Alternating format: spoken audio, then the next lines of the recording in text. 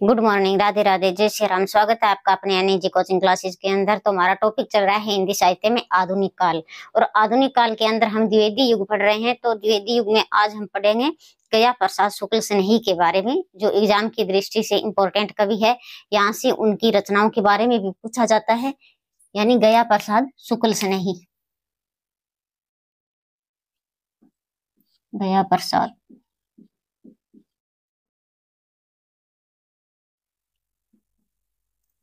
स्नेही इनका उपनाम है। इनका जन्म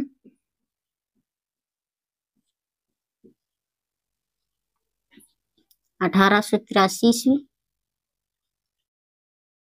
इनकी मृत्यु 1972 ईस्वी। अब हम इनकी प्रमुख रचनाएं देखते हैं। प्रमुख रचनाएं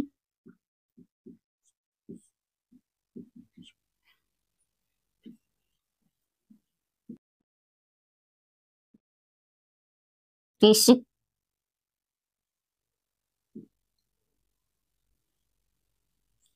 क्रंदन,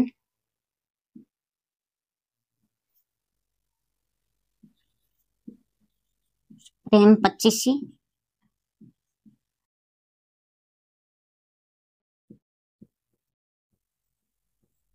राष्ट्रीय वीणा, त्रिशूल तरंग,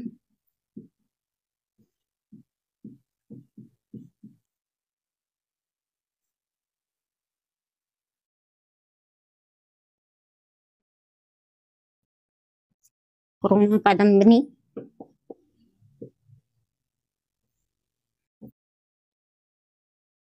कुसुमांजलि,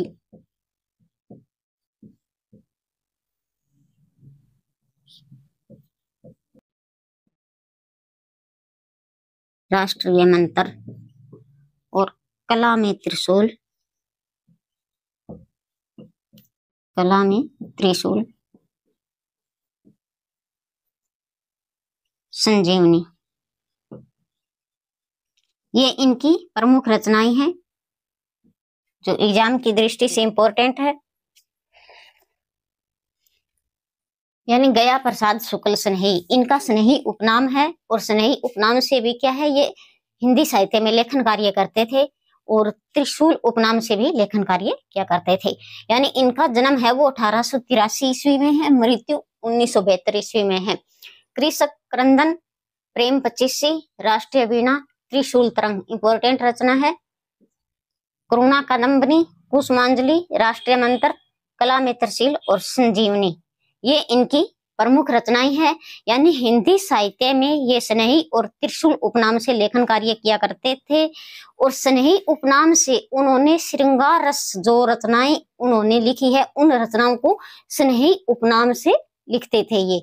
और जो राष्ट्र भगत या राष्ट्रीय की भावना जिन रचनाओं में इनका वर्णन किया गया है, वहां इन्होंने त्रिशूल उपनाम से लेखन कार्य किया है। ये बात भी हमें ध्यान रखना है। तो एक बार आप स्क्रीनशॉट ले सकते हो।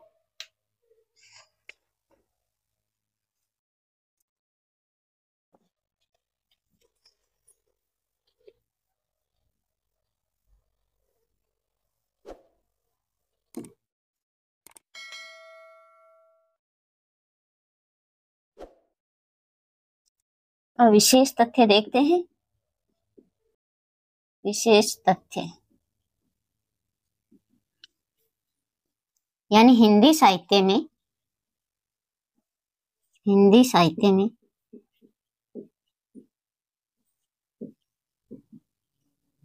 ये स्नेही व त्रिशूल उपनाम से लेखन कार्य करते थे।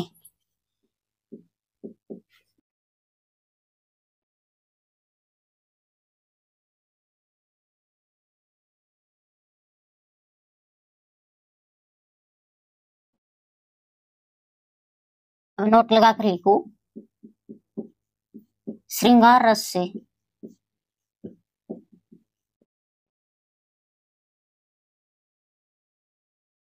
संबंधित रचनाओं में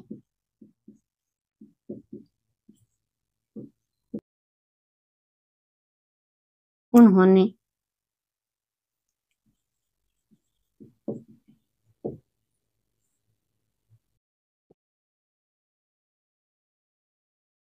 स्नेही उपनाम से लेखन कार्य किया।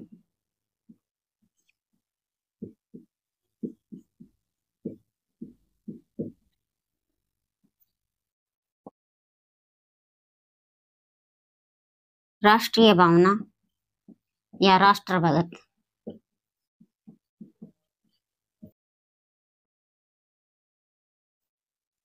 राष्ट्रीय भक्ति से संबंधित रचनाएं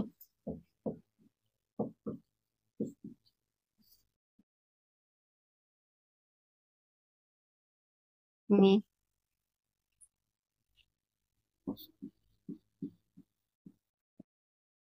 त्रिशूल उपनाम से लेखन कार्य किया।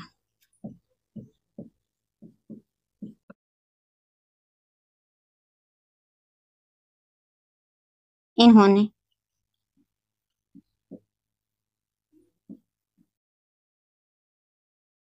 शोकवी नामक एक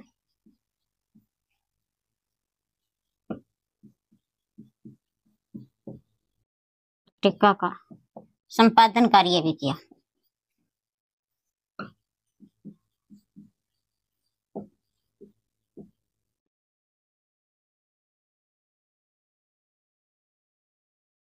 यानी हिंदी साहित्य में स्नेही व त्रिशूल उपनाम से उन्होंने लेखन कार्य किया था। किसने किया था? गया प्रसाद शुक्ल स्नेही ने।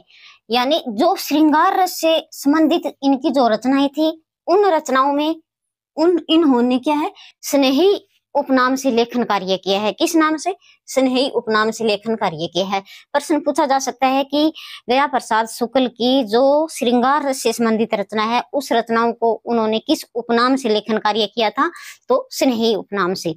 यानी राष्ट्रीय भावना या राष्ट्र भक्ति से संबंधित जितनी भी रचनाएं थी, उन रचनाओं को उन्होंने है वो त्रिशूल उपनाम से लेखन कार्य किया है। और इन्होंने सुकवि नामक एक पत्रिका का संपादन कार्य भी किया है। ये प्रश्न इंपॉर्टेंट है, परीक्षा में पूछा जा चुका है कि सुकवि नामक पत्रिका का संपादन है वो किसने किया है? तो गया प्रसाद शुक्ल स्नेही ने किया है। एक बार आप स्क्रीनशॉट ले सकते हो।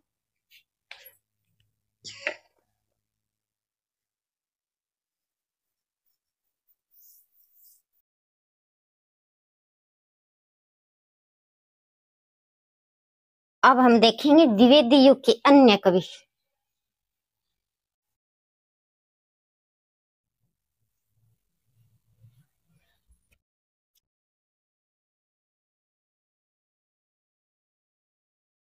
द्विवेदी युग के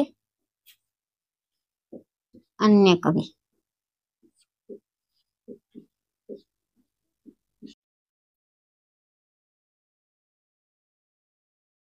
जगन्नाथ दास रत्नाकर।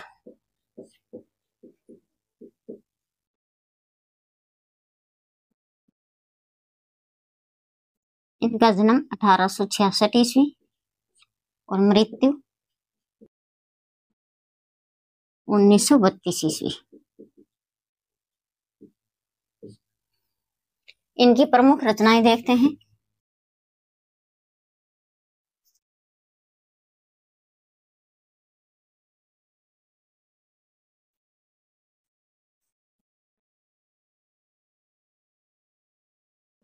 हिंडोला, गंगा उतरन,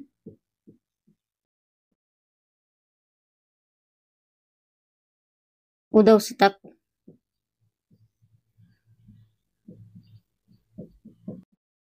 श्रृंगार लहरी,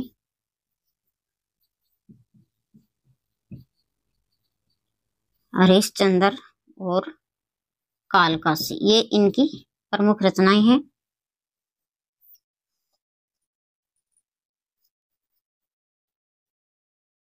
विशेष तथ्य, यानी इनकी सर्वाधिक प्रसिद्ध रचना पूछी जाती है तो उद्धव शतक है इनकी सर्वाधिक प्रसिद्ध रचना है। लिखो, उद्धव शतक इनकी सर्वाधिक प्रसिद्ध रचना है।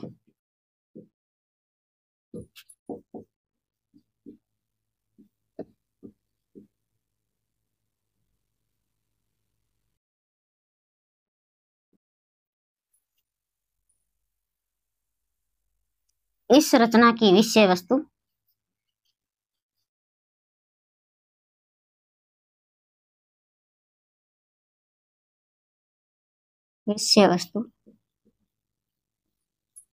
इन्होंने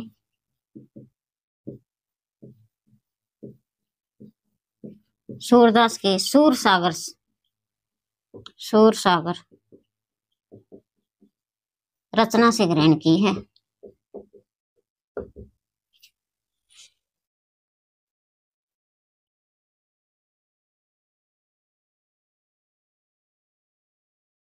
यानी जगन्नाथ दास रत्नाकर, इनका जन्म है 1866 ईस्वी में और मृत्यु है 1932 ईस्वी में।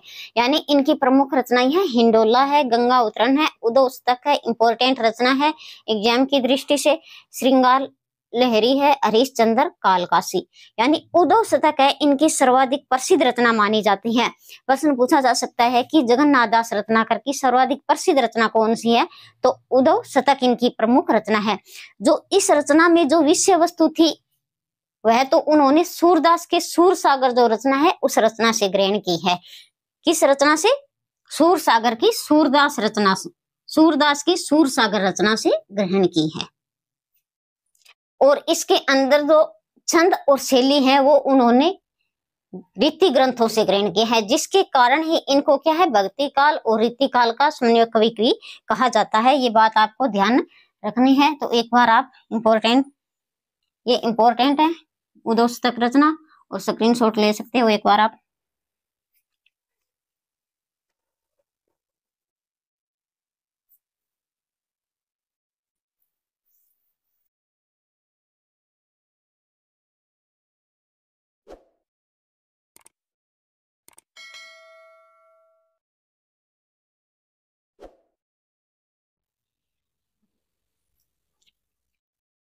अब लिखो छंद व शैली रीति ग्रंथों से ग्रहण की है, जिसके कारण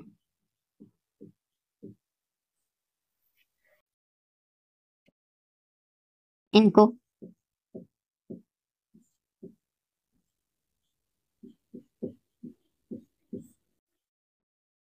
भक्ति काल व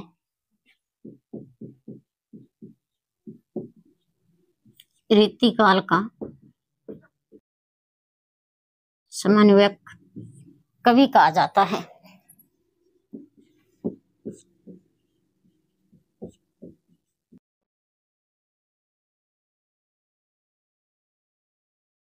हम लिखो द्विवेदी युग में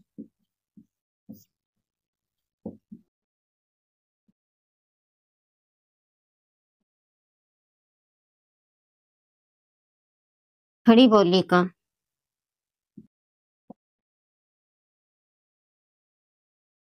प्रचलन होने के बावजूद भी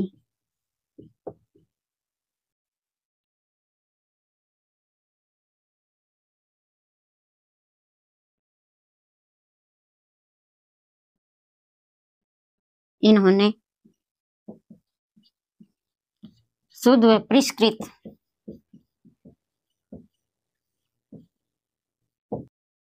ब्रज भाषा में लेखन कार्य किया है।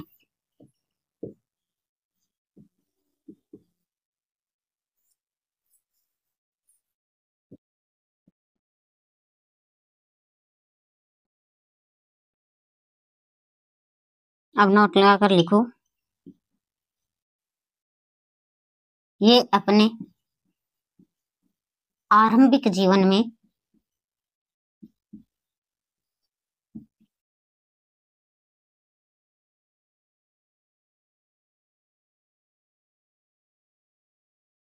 जक्की उपनाम से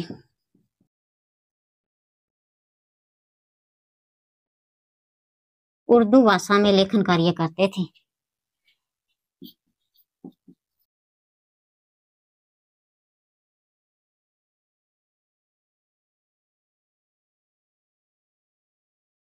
अब नोट लगाकर लिखो, खड़ी बोली का समर्थन करने वाले को।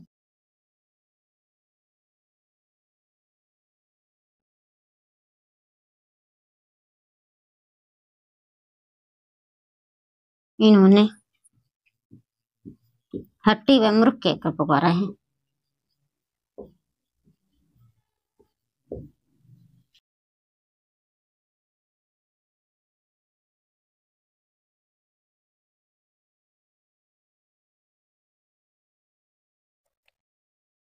यानी उद्योस्तक रचना थी, उस रचना में छंद व शैली रीति ग्रंथों से ग्रहण की है। किससे की है? रीति ग्रंथों से ग्रहण की है। और जो इसकी उद्योस्तक की विषय वस्तु थी वो सूरदास की सूरसागर रचना से ग्रहण की है। और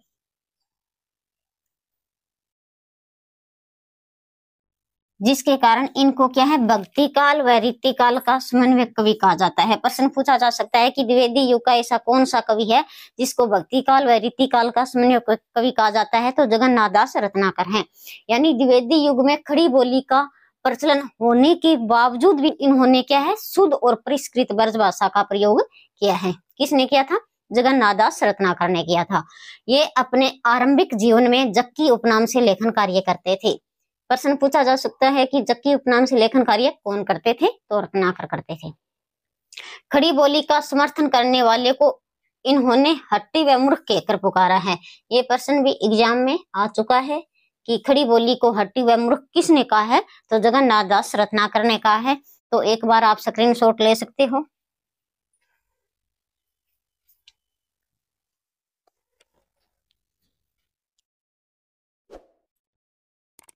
आज की हमारी क्लास है यहीं तक। मिलते हैं नेक्स्ट वीडियो में, तब तक के लिए धन्यवाद। जय हिंद, वंदे मातरम।